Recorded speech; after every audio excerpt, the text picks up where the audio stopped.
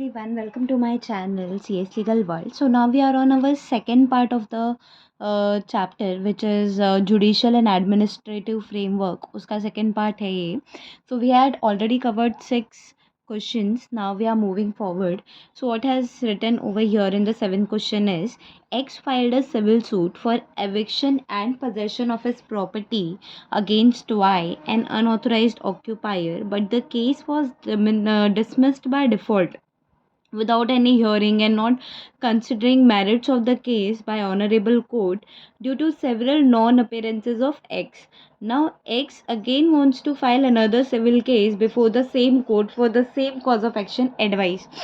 हिंदी में बताती हूँ. बेसिकली हुआ क्या, एक्स ने एक सिविल कोर्ट फाइल किया for eviction and possession of his property कि मेरा प्रॉपर्टी का पोजेशन दे दो अगेंस्ट वाई. वाई ने मेरी प्रॉपर्टी ले ली है, मेरे को प्रॉपर्टी दे दो. एंड अनऑथोराइज ऑक्यूपायर, वाई जो है वो अनऑथोराइज ऑक्यूपायर है according to X. But then court ने वो केस डिसमिस कर दिया without any hearing and not considering merits of the case because X आया ही नहीं कोर्ट में. Now X wants to file the same in the same court, वो another civil suit file करना चाहता है. सो अपने को ये एडवाइस करना है, being a company secretary, can he do और he can do. So this is what we are suppose to be advising. So let's move forward and understand what is written over here. इसके साथ साथ इसके 2 questions और बन सकते हैं. Write notes on the following. Applicability of principle of res judicata. Res judicata में क्या होता है कि same cause same action same के लिए आप दूसरी बार केस फाइल कर सकते हो क्या. Explain the principle of res judicata and its impact on litigation. तो बेसिकली देखना 3 क्वेश्चन है. एक 2019 में आया है, एक 2019 जून में आया, एक दिसंबर में आया है, एक 2020 दिसंबर में आया.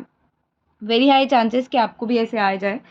तो basically sometimes what happens is कि आपको केस पता है, समझ में आ रहा है, बट आपको पता नहीं मुझे प्रोविजन उसके ऊपर कौन सा लगाना है. This is the reason I have come up with the scanner so that people who are studying can study very nicely. Section 11 of Civil Procedure Code 1908 defines the doctrine of res judicata. It aims at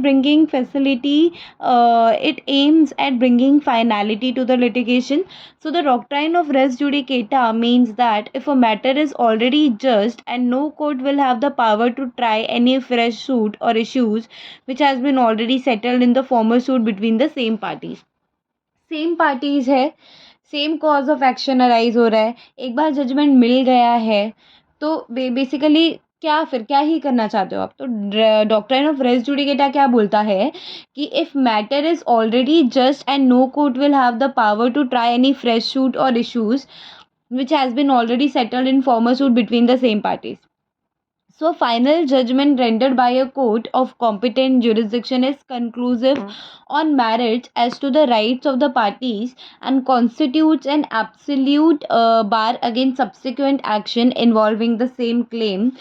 इसमें 2 case, एक case law के ज़रिए बताया गया है कि सत्याधान Ghosal versus ये क्या है, डियोराजिन डेबी, क्या नाम है, डियोराजिन डेबी, डोरेमोन की याद आ गई.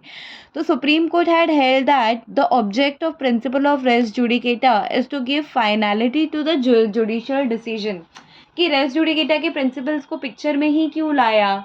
अगर ऐसे ही गेम खेलते रहे, सेम सूट पे एक बार जजमेंट मिल गया है, फिर वो जाना जाता है सेम कोर्ट के पास कि फिर से बताओ, तो कोर्ट तो बेवकूफ़ बैठी नहीं है. एक चीज़ के मतलब हद है ना, मतलब एक चीज़ आपको एक बार समझा दी है, बता दिया है, जजमेंट दे दिया है उसका, तो दूसरी बार क्या ही लेने जा रहे हो, क्या ही दूसरा मिल जाएगा. that kind of things. Why court would want to waste their time. Following are the essential ingredients कि क्या होना चाहिए. The former suit must have been a suit between the same parties or between the parties under whom they or any of them claim. ठीक है. Such parties must ये line बहुत ध्यान से पढ़ना, बहुत इंपॉर्टेंट है. The former suit must have been a suit between the same parties. या तो दोनों पार्टीज सेम थी, या फिर between the parties under whom they or any of them claim. या तो between the party under whom they और any one of them claim की, या तो सेम पार्टीज के. अभी जैसे for example, I will give you an example. So my dad is also falsified with some litigation against his brother itself. So My dad's name is Mr. Ramesh Chandra Tripathi and his brother name is Suresh Chandra Tripathi. So the case is filed between Ramesh Chandra Tripathi is the plaintiff and Suresh Chandra Tripathi and Dharmesh Chandra Tripathi is a what do we say, defendant. So the thing is that they have made a boundary in front of our house, so we are not able to go to our village from like last 4-5 years, and that was like there is no point in making such a boundary. So there is no way that we can go into our house, and the boundary is of course illegal. It is not legal because the particular place had not been divided and the place is under six particular person's name, and it is not what we can say partition.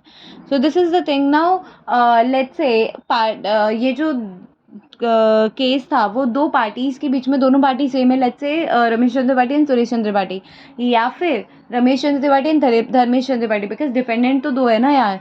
तो ये that was the point. Second is, such parties must have been litigating under the same title in former suit. Such parties must have been litigating under the same title, मतलब उसको ही लेके boundary को लेके ही झगड़ा है.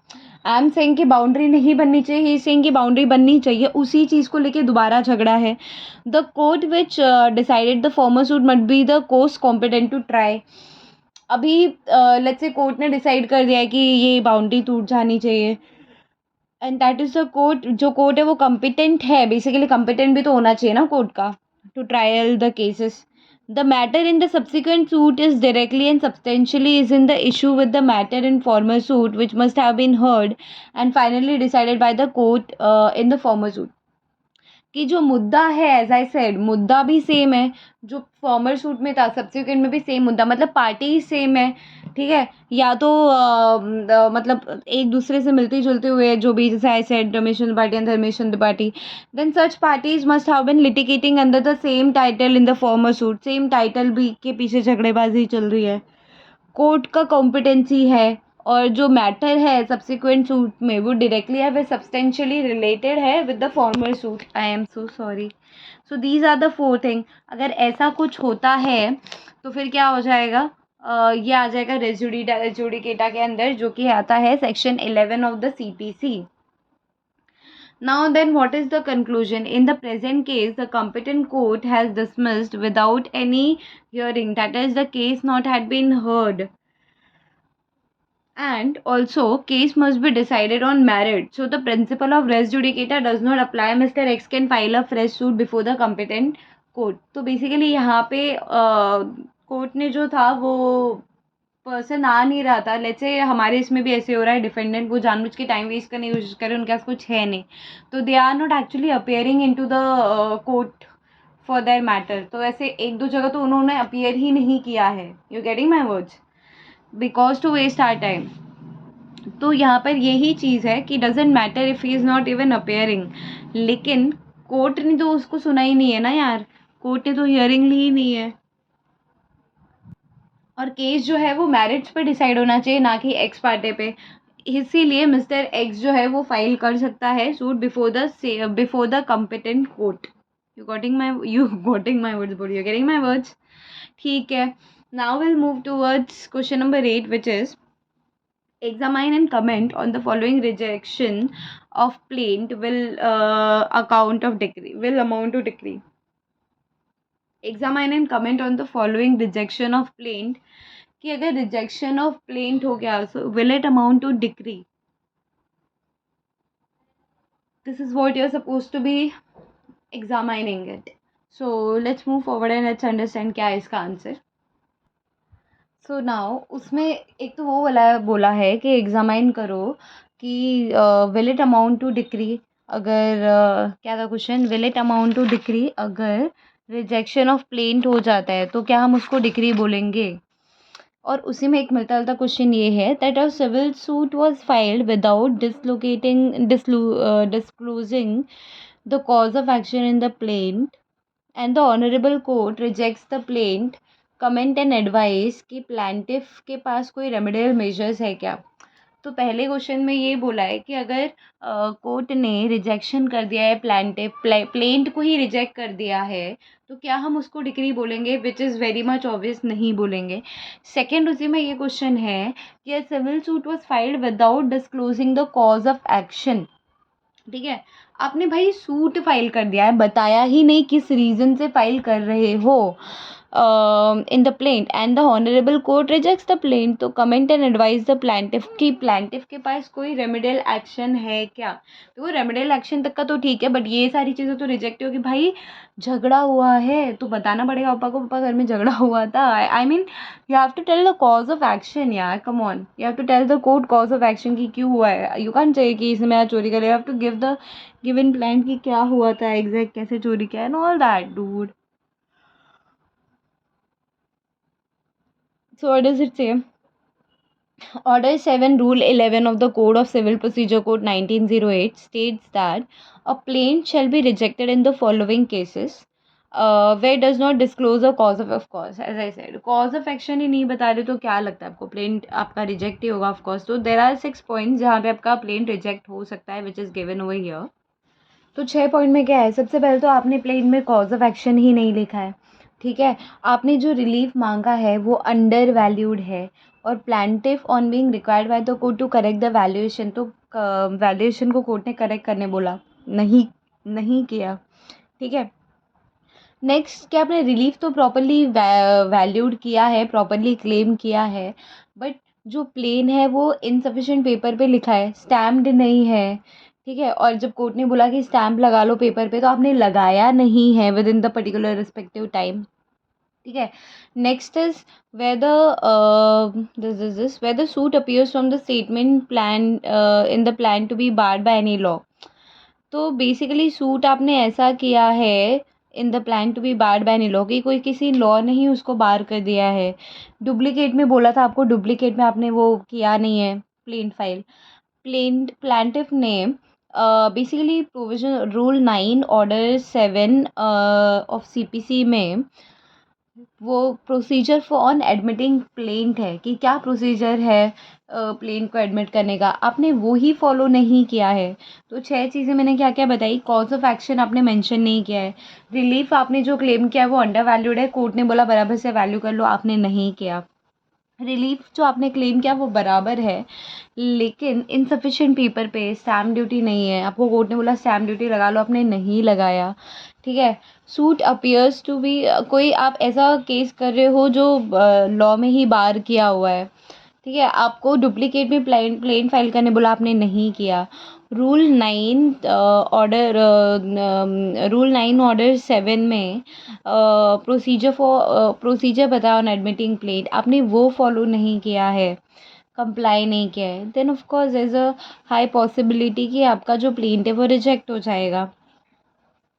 फिर नीचे दिया है प्रोसीजर ऑन रिजेक्टिंग प्लेन, कि प्लेन को कैसे रिजेक्ट किया जाए, that is procedure is given over here.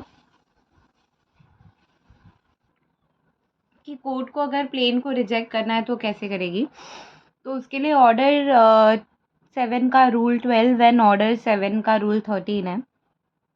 Rule 12 में बोल रहा है, माय बैड, सो रूल 12 में बोल रहा है where the plaint is rejected, the judge shall record an order to the effect with the reasons for such order।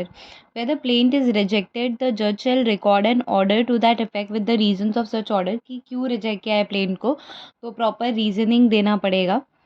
ठीक है, ऑर्डर करना पड़ेगा उसके लिए। As per order 7 rule 13, rejection of plant और plaint on any of the ground here in before mentioned shall not of its own force preclude the plaintiff from presenting a fresh plaint in respect of the same cause of action. We'll read again. Rejection of a plaint on any of the grounds herein before mentioned shall of its own force include the plaintiff from presenting a fresh plaint in respect of the same cause of action, कि cause of action आपका same है as we had discussed earlier. See, rejection of a plaint on any of the grounds herein before mentioned, जो ऊपर mention किया है, shall not of its own force preclude the plaintiff from presenting a fresh plaint in respect of the same cause of action। conclusion is that therefore the court has the power to reject the plaint where it does not discloses the cause of action. However, rejection of plaint on non-disclosure of cause of action does not of its own force bar the plaintiff from presenting a fresh plant. So the plaintiff can present a fresh plant. Rejection of plaint amounts to deemed decree. Okay. So it's a deemed decree. It's a yes and not a no. So basically conclusion यही है कि cause of action नहीं दिया तो it doesn't mean that कि next time जो प्लांटिव है वो फ्रेश सूट फाइल नहीं कर सकता. He can very much do it. And rejection of plaint amounts to deem decree. Rejection of plaint जो हो गया that is also amount to a deem decree. Otherwise कैसे ही मानेंगे that kind of thing. So what was the question. सबसे पहला question ये था कि डिफेंडेंट आया ही नहीं है, like my dad's brother and his son has not come. Second question was कि इट वाज फाउंड कि कोर्ट ने जो बेसिकली ये समन ही नहीं दिया है डिफेंडेंट को. थर्ड क्वेश्चन है ना डिफेंडेंट आया है ना प्लांटिफ आया है. फोर्थ क्वेश्चन है कि डिफेंडेंट आया है प्लांटिफ नहीं आया है, लेकिन डिफेंडेंट जो है वो क्लेम को एडमिट नहीं कर रहा है होली या फिर partly. Fifth and the last one is कि डिफेंडेंट आया तो डिफेंडेंट आया है प्लेंटिफ नहीं आया है और वो एडमिट कर रहा है अपनी गलतियों को क्लेम्स को होली या फिर पार्टली. पहला जो केस है defendant has not appeared on the day fixed and case has been adjourned. उसमें कोर्ट जो है वो एक्स पार्टी डिग्री दे सकती है अगर डिफेंडेंट नहीं आया है तो. सेकंड वाला कि कोर्ट ने समन नहीं दिया है. क्यों नहीं दिया है? क्योंकि जो प्लेंटिफ है या तो उसने कोर्ट फी नहीं पे किया होगा, ठीक है, या तो फिर पोस्टल चार्जेस नहीं दिए होंगे तो समझ नहीं गया बंदे को. कोर्ट डिसमिस कर सकती है वेरी मच. दोनों नहीं आए, ना प्लेंटिफ आया है ना डिफेंडेंट आया है. In that very much case court dismiss कर सकती है. डिफेंडेंट आया है प्लेंटिफ नहीं आया है, ठीक है, ये तो बेसिक है. लेकिन डिफेंडेंट आया है प्लेंटिफ नहीं आया है. अब लेकिन क्या है इसमें कि वो डिफेंडेंट जो है वो एक्सेप्ट भी नहीं कर रहा है, ठीक है, क्लेम को पार्टली या फिर होली में. तो that is also very much की कोर्ट डिसमिस कर सकती है. लेकिन डिफेंडेंट नहीं आया है, डिफेंडेंट आया है प्लेंटिफ नहीं आया है और वो डिफेंडेंट जो है वो अग्री कर ले रहा है, ठीक है मेरी गलती थी पार्टली या फिर होली, तो it is very much possibility कि कोर्ट जो है वो उतने टू दैट एक्सटेंट जहाँ तक उसने एडमिट किया है वहाँ तक वो डिग्री पास कर देगा.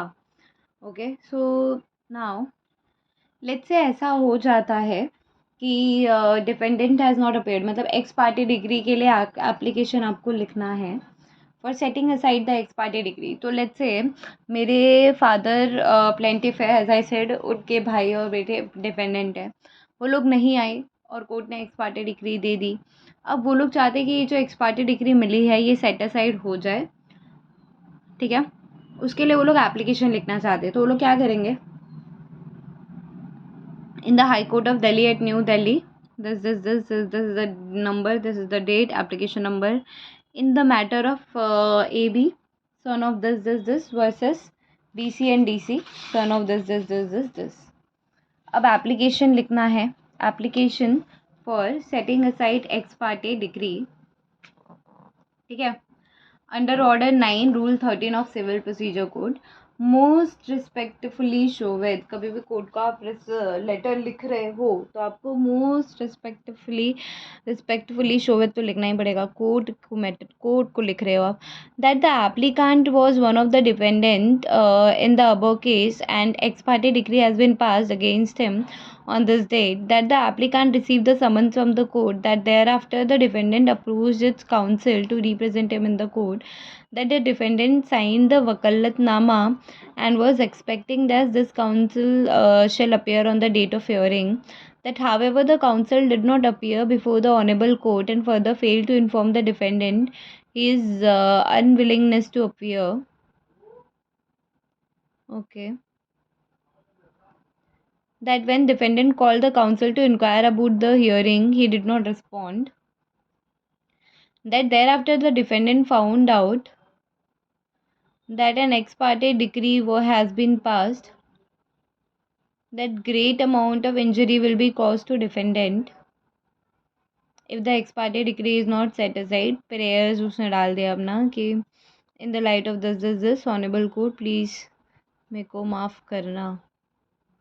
Now next one is types of criminal trial Write a note on the following. Enumerate the stages of criminal trial and summon cases. So what you're gonna do is, in this video, we're gonna do 12 topics, 12 questions. अभी 11 पे है, ठीक है. So basically हमको लिखना है stages of criminal trial. क्या stage होते हैं, कितने स्टेज होते हैं stages of criminal trial and summon cases. Summon cases में क्रिमिनल ट्रायल के लिए कितने स्टेज होते हैं. According to section 2W of code of criminal procedure code 1973, summon cases are those cases in which an offence punishable is within an imprisonment of fewer than 2 years. Following are the stages in criminal trial and summon cases. Pre trial होता है, charges होता है, plea of guilty होता है, plea of guilty and absence of the accused, prosecution and defense evidence, judgment. तो basically if I see, तो 6 stages है. तो क्या stages है. प्री ट्रायल में क्या होता है, तो in this stage the process such as filing of FIR and investigation is conducted. सबसे पहले तो देखो कुछ भी होता है. अभी मैं आई विल गिव एन एग्जांपल. तो मैं इन 2019 आई टुक Vivo V15 Pro that had costed me 28,000. I had used it for 2 months. उसके बाद मेरा फ़ोन चोरी हो गया.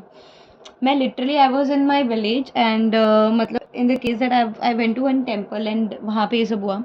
आई वॉज इन सारे. I literally ran like I don't know what. ठीक है. I went to the police station.